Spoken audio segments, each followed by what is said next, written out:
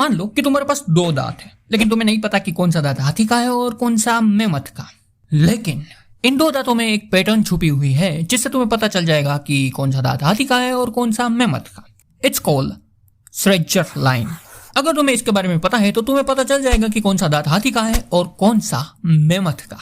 अगर दांत की पैटर्न 90 या 110 डिग्री से ज्यादा है तो भागो, क्योंकि फिर पुलिस पीछे पड़ जाएगी, क्योंकि ये हाथी का दांत है। लेकिन अगर 90 डिग्री से कम है तो चिल मारो, क्योंकि पुलिस फिर नहीं आएगी। शायद, पता नहीं इंडिया में ये लो है या नहीं, पर बाहर के देशों में नहीं आती, क्योंकि ये दांत एक मेमथ का है और मेमथ के दांत स्मगलिंग करना इलीगल नहीं है, क्योंकि मेमथ पहले ही टपक चुके थे। So it's better than elephant Ivory, right?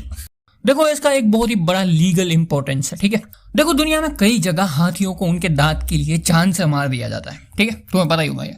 इसलिए हाथी दांत की स्मगलिंग इलीगल है, लेकिन मेमथ की स्मगलिंग लीगल है कुछ देशों में। इसलिए ये जो स्मगलर है ना, वो एक ट्रिक आजमा दे, मेमथ दांत कहकर हाथी दांत बेच देते।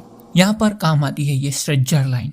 नाउ कभी सोचा है कि ये जो लाइन है ये हाथी दांत और मेमथ दांत में इतनी डिफरेंस क्यों? देखो, मेमथ और हाथी दोनों के दांत बने होते हैं डेंटिन से, लेकिन क्योंकि मेमथ आइस एज के दौरान रहते थे, इसीलिए इनके दांतों की डेंटिन की नलियों की बनावट बहुत ही मजबूत हो, इसीलिए ये इस तरह इवॉल्व हुई। क्योंकि मेमथ के दांत काम आते थे बर्फ खोदने के लिए या फिर कठोर बर्फ को जमीन से हटाने के लिए, क्योंकि आइस एज चल रहा था, और हाथी को इतनी ज्यादा कोई प्रॉब्लम नहीं थी, क्योंकि वो इवॉल्व हुए थे मॉडर्न अफ्रीका में।